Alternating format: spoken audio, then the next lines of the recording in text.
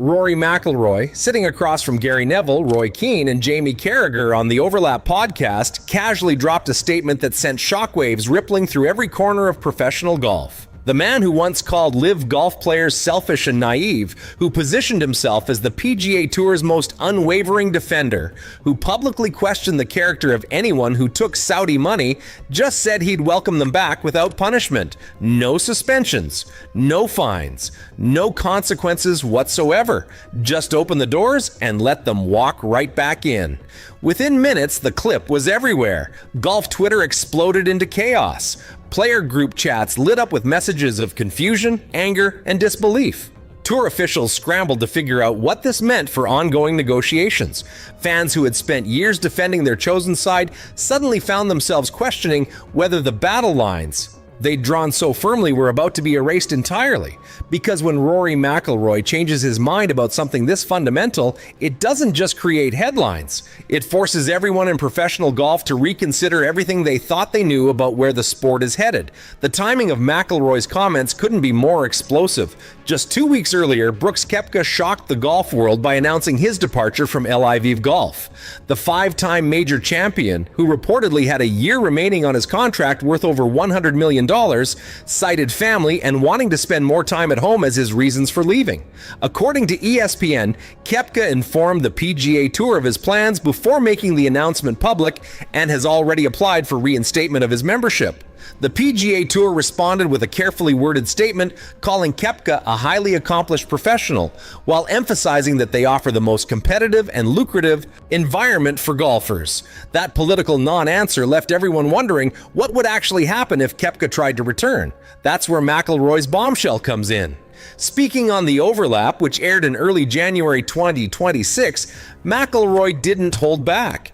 According to Yahoo Sports, he stated that LIV players have already paid their consequence in terms of reputation and the things they've lost by going over there. If it made the overall tour stronger to have Bryson DeChambeau back and whoever else, he would be okay with it. But he acknowledged that not everyone is in his position, so it would be up to the collective group of PGA Tour members to make that decision. This represents a stunning reversal from the player who once described Phil Mickelson as naive, selfish, egotistical, and ignorant for joining LIV. The contrast between McIlroy's words now and his rhetoric from just a few years ago is genuinely jarring. Back when LIV Golf first emerged as a serious threat in 2022, Rory didn't just oppose it, he actively campaigned against it with the fervor of someone defending sacred ground. He spoke at player meetings, gave impassioned press conferences defending the PGA Tour's legacy, and openly questioned whether LIV players should even be welcomed at major championships. He framed the debate in moral terms, suggesting that players who accepted guaranteed contracts were somehow betraying the competitive spirit that made golf great. His position was clear, uncompromising, and seemingly permanent. Front Office Sports reported that McIlroy was one of LIV Golf's most prominent critics, making his current stance all the more remarkable. So what changed? According to multiple reports, several factors contributed to this dramatic evolution in McIlroy's thinking. First, LIV has demonstrated genuine staying power that nobody predicted. Early critics, including McIlroy himself, predicted it would collapse under its own weight, that fans wouldn't embrace the new format, that sponsors would stay away, that the whole experiment would prove unsustainable once the initial hype wore off. None of that happened. LIV secured broadcast deals, attracted television audiences, and most importantly, continued writing checks that never bounced. When something you predicted would fail spectacularly instead becomes a permanent fixture of the landscape, it forces you to recalibrate your entire worldview about what's possible. Second, the human element became impossible to ignore. These aren't abstract figures on a rival tour wearing enemy colors. They're friends, practice partners, Ryder Cup teammates, and guys McIlroy has competed alongside for years. Maintaining righteous indignation becomes exponentially harder when it means writing off people you genuinely respect and care about. The personal relationships that define professional golf's relatively small elite community didn't dissolve just because employment contracts changed. McIlroy seems to have recognized that treating former colleagues as permanent outcasts isn't sustainable psychologically, professionally, or for the health of the sport itself. Third, and perhaps most significantly, Brooks Koepka's departure has changed the entire calculus of the LIV debate. Sky Sports reported that Koepka leaving was a blow for LIV Golf, especially as the circuit fights to secure world ranking points for its players. McIlroy himself acknowledged on the overlap that having the best players together only 4 or 5 times a year at majors and the Ryder Cup isn't enough. For golf to remain relevant, they need to compete more frequently. That's a practical observation, not an ideological statement. It's recognition that the current situation serves nobody's interests, least of all the fans who fund the entire enterprise. McIlroy's openness about his own evolution is equally striking.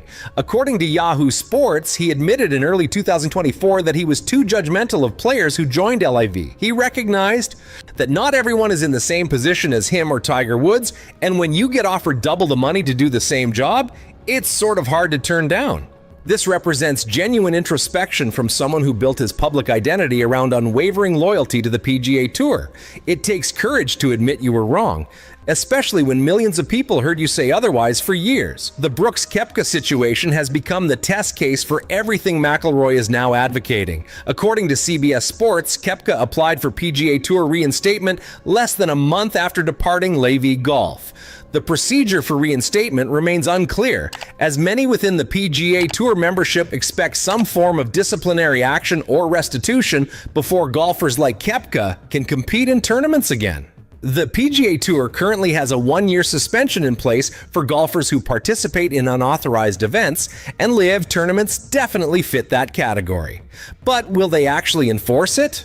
And if they do, will it be a blanket policy or case-by-case decisions that create more controversy than clarity? McIlroy's position is that no punishment is necessary because these players have already suffered consequences that matter more than suspensions. Their reputations took hits. They lost access to certain events and competitions. They missed out on the camaraderie and weekly competition that defines life on the PGA Tour.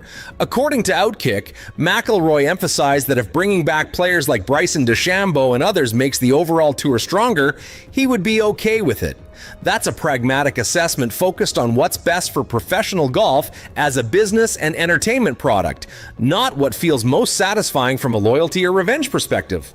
Billy Horschel, another prominent PGA Tour player, echoed similar sentiments earlier in the week. He was once in favor of punishment for any LIV players wanting to return, but now sees it as a betterment of the product. This suggests that McIlroy isn't alone in his evolving perspective. Other influential players are reaching similar conclusions, which could accelerate momentum towards some form of reconciliation or pathway back for LIV defectors. The Bryson DeChambeau situation adds another fascinating layer to this story. According to Golf Magic, DeChambeau has confirmed he will play LIV Golf in 2026, but stopped short of saying whether he has signed a contract extension. His current deal, reportedly worth $120 million, expires after the 2026 season. In recent weeks, DeChambeau has been openly critical, suggesting the league has got to improve before he commits long-term. He even told Flushing It Golf that he could just do YouTube golf and be totally fine, referencing his massive social media following of over 2.5 million subscribers.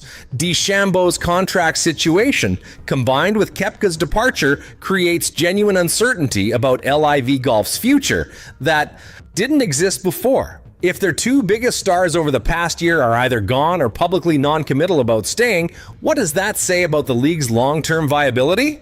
McIlroy didn't miss the opportunity to twist the knife on that question. According to Golf Monthly, speaking on the Stick to Football podcast, McIlroy questioned how long LIV can realistically continue after spending billions with little return on investment. He pointed out that if LIV is failing to capture the imagination after they've spent so much money on this venture and it's not making a return, he doesn't know how much longer they can keep it going. Today's Golfer reported that McIlroy's tone has shifted dramatically from previous remarks that carried notes of uncertainty and fear